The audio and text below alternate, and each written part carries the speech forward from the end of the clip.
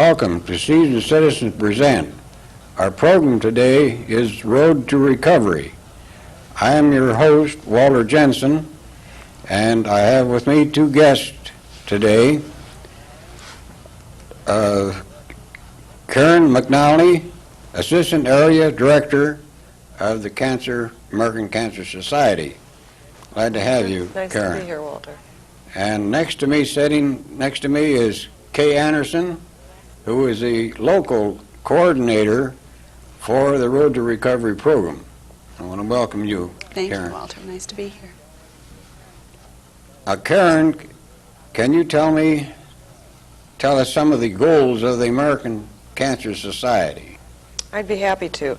The American Cancer Society has actually two goals, a long-range goal and a short-range goal.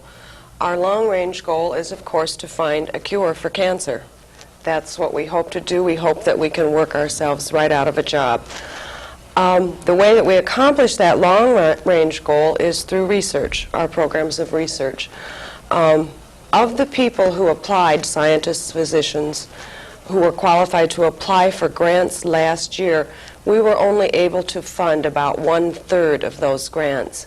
And then you begin to wonder, maybe the cure was someplace in those other 2/3 that we couldn't fund. So that is our long-range goal, is to find a cure, and we do that through research. A shorter-range goal of the American Cancer Society is to reduce the incidence of cancer, and we do that with our second program in education. If we can educate the public about prevention and early detection, there will be fewer cases of cancer, and that will be good. Our third program is the service program, and we give service to a patient who's already diagnosed as having cancer. We have several service programs. We will provide home care equipment to the patient who is not able to do that for themselves. We have the Reach to Recovery program. This is a program where a woman who has had breast cancer, has had a mastectomy, and is recovered will visit a recent patient in the hospital and share experiences, listen to her concerns, and it's a very caring program, very successful and very needed for that woman who's just had breast surgery. The third service program that we have is the one that we're here to talk about today, and that's the Road to Recovery. This is a program where a volunteer driver drives a patient to their treatment. Normally a cancer patient will need daily treatments for a period of weeks, and this can become a real burden for a family. They may have to leave work in order to do this, and so this volunteer program steps in with volunteer drivers and provide transportation to their treatments. Yeah. Well, thank you very much, Karen. Now, Kay, could you tell us a little about your duties as a coordinator here in Muscatine? Yes, I will. Well, as the local coordinator for Muscatine, I have lots of duties that I do, but two of the most important are, first of all, the recruitment of drivers to drive the patients to the hospitals that they need to go to. And this is done in various ways, through churches, through advertisement, talking to groups, any way that we can reach the people that would be available, are willing to give us some time to drive.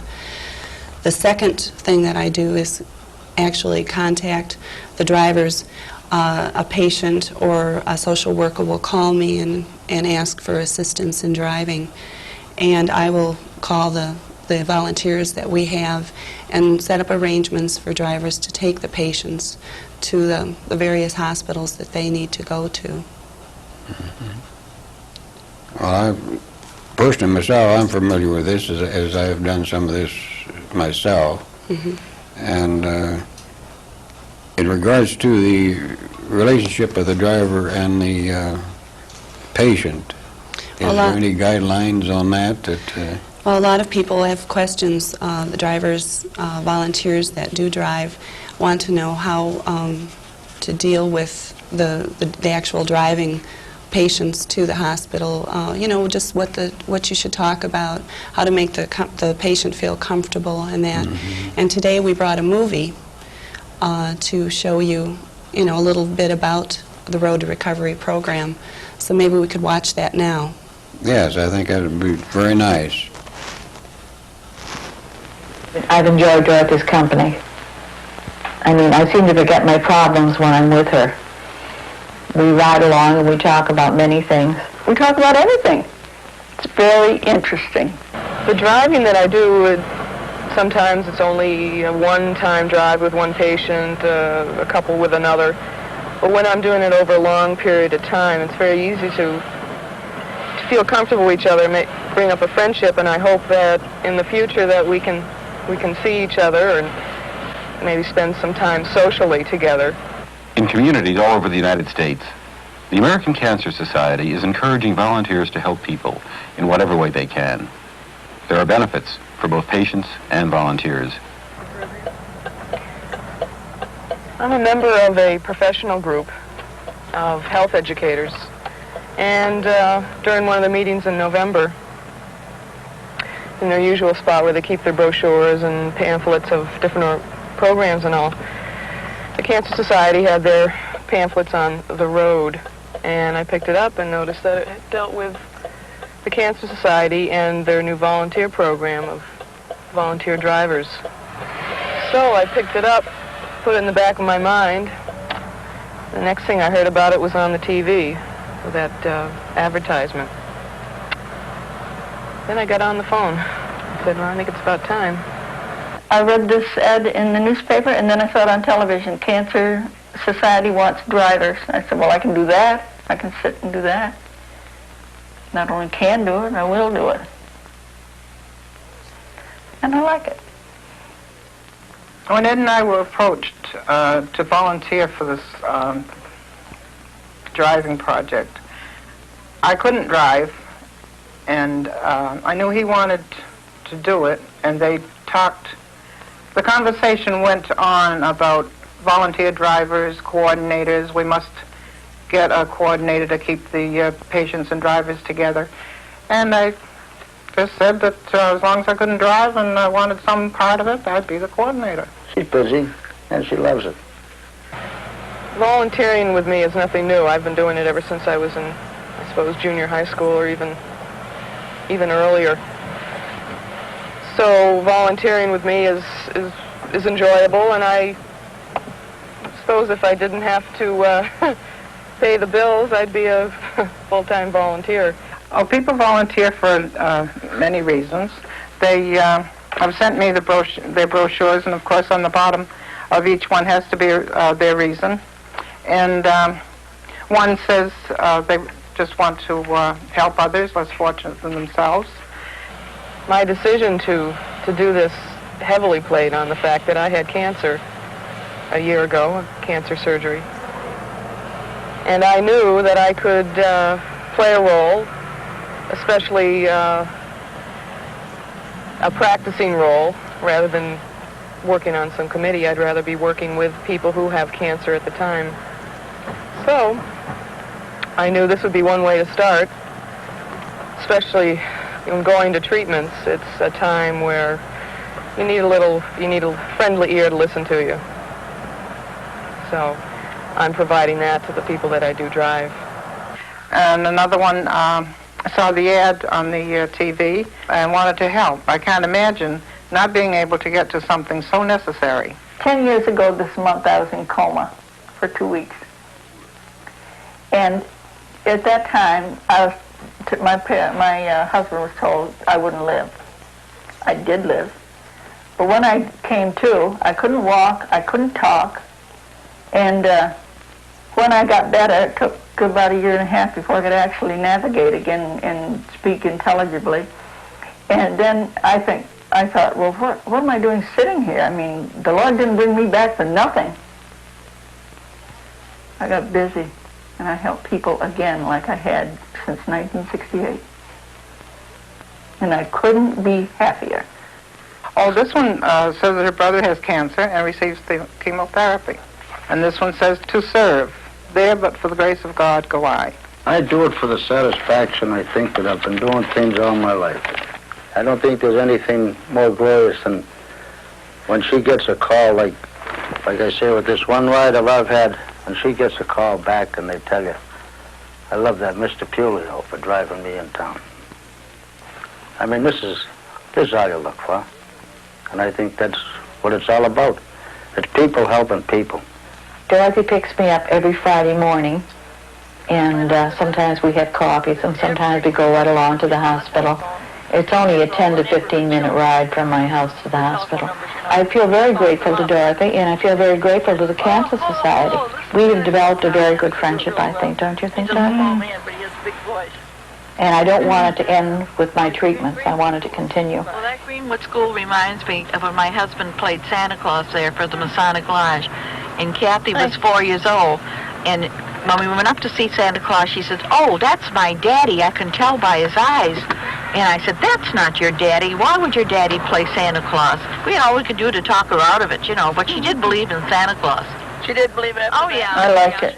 I like volunteering because, I don't know, I love people, and I don't want money. My husband works. I don't need money. The people, to me, it's like living another life when you hear someone else tell of their troubles and all of their happiness. Although the cancer patients don't talk too much about their cancer, they talk about everything else. Like, did you ever go into this restaurant or that restaurant? When I drive the patients to the hospitals, I have a strange feeling of closeness with hospitals, so I always like to go in and wait with them, you know, if there's time. Sometimes the treatments only take a matter of moments, but in most cases it takes half an hour to 45 minutes, so I go in and I wait in the waiting room, or if there's a relative that's gone with us, I sit with them and talk, pass the time. So I like to stay right there. I like to feel that make them feel that I'm a part of the trip and that I'm not just going to be sitting outside waiting for the moments to go by. So I go inside and I talk or just sit and read. Sometimes I take my school books with me if I'm in a studying mood. Every Friday we go for our Sunday after the treatment. You always say, "You know what I want?" Same old chocolate. What do they call it? A hot fudge. Oh, yeah, hot fudge. I don't care for that. And yours is strawberry. You bet it is. The more strawberries, the better. Before any of the people could start driving, obviously we needed some sort of orientation to find out what we would be doing and how we should, you know, deal with the patients. First of all, the coordinator for the unit got up and explained the whole transportation program, and then introduced a nurse oncologist who explained the types of treatment that the patients we will be driving are going through, how they might be feeling during their treatments, what we should be aware of, that they, you know, if they're not feeling well, we may want to drive a little slower or pull over, whatever. People help people in many ways. It's the human contact that counts. Oh, boy. It looks very good, doesn't it? Looking good and good. Okay, and Karen, that Alice, what did the doctor say today when you... Well, the doctor said that I have to have an x-ray, and after they read this x-ray, then they'll tell me if I have to have any more additional treatment. So I may have to call on you again. Don't make me mad.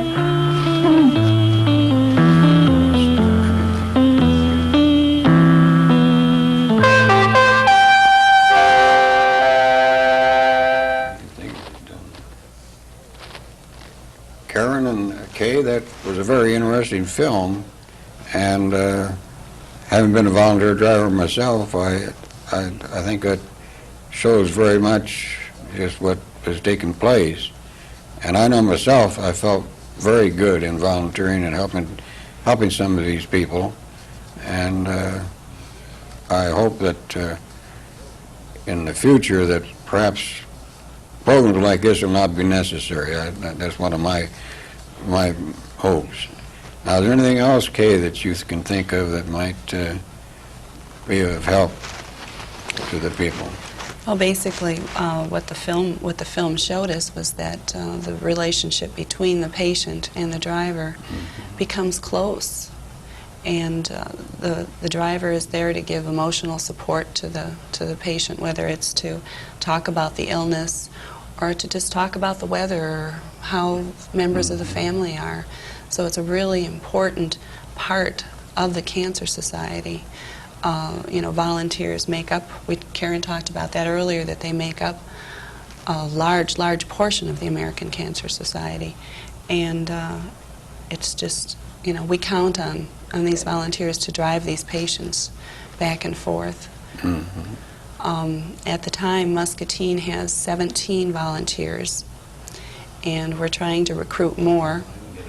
And we just, it's just so important that if people are interested and have a little bit of time to volunteer, to give, to take a patient up to the Quad Cities or to Iowa City, it's a very worthwhile project for someone to do. It, like you said, it makes people feel good to give their time. Yes.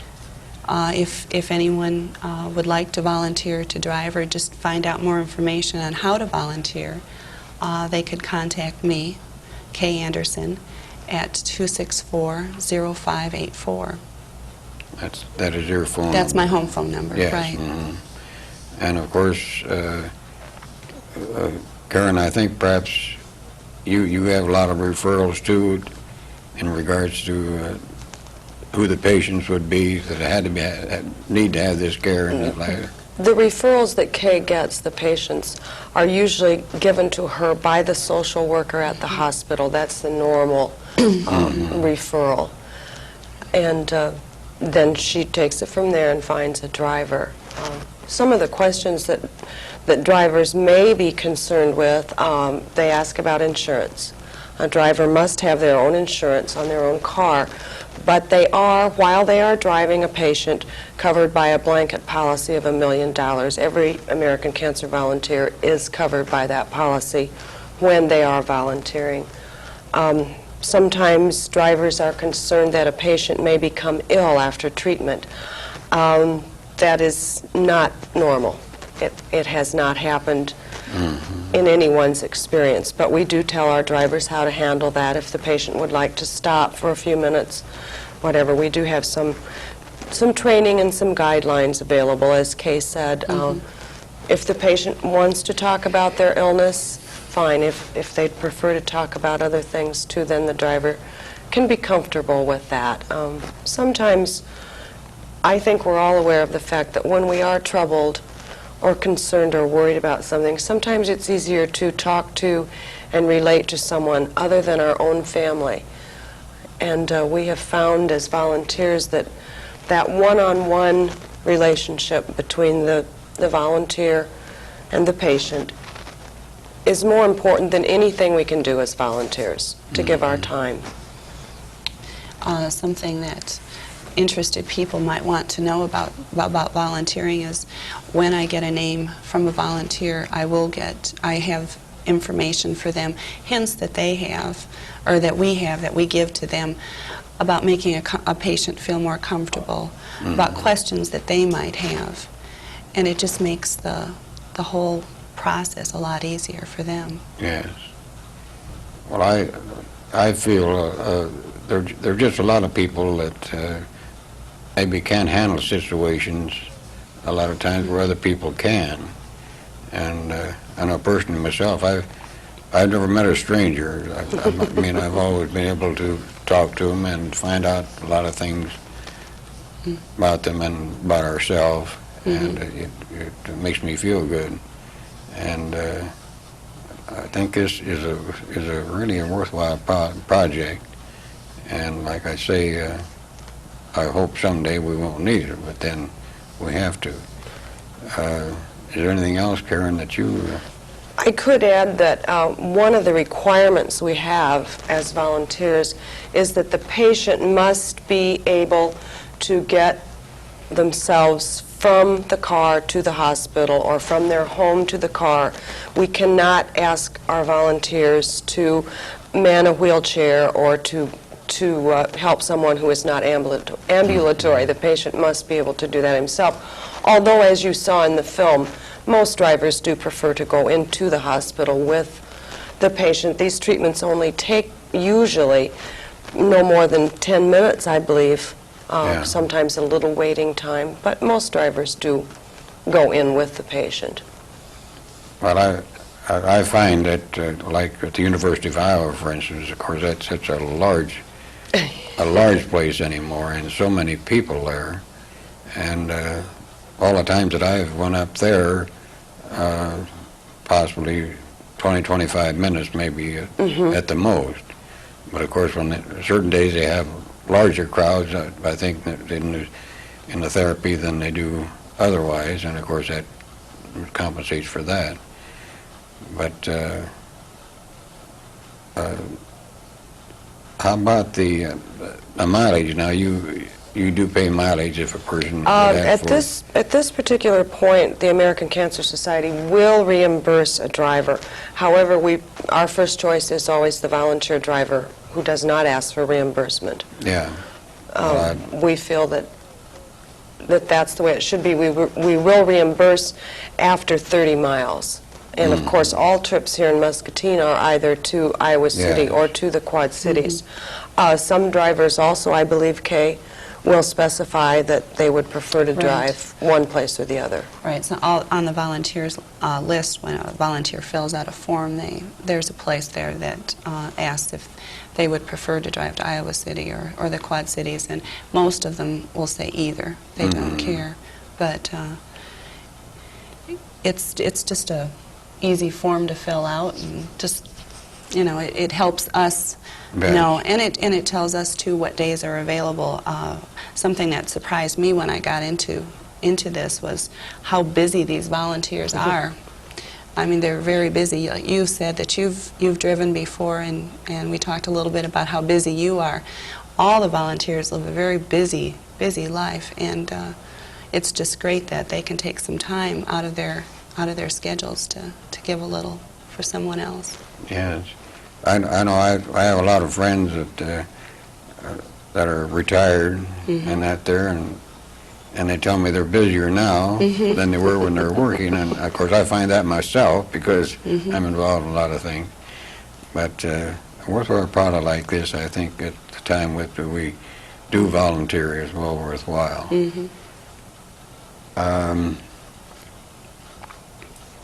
I can't think of anything else now, unless you ladies would like to think of something else. I think we've covered things pretty well. I think we've talked about the program fairly well.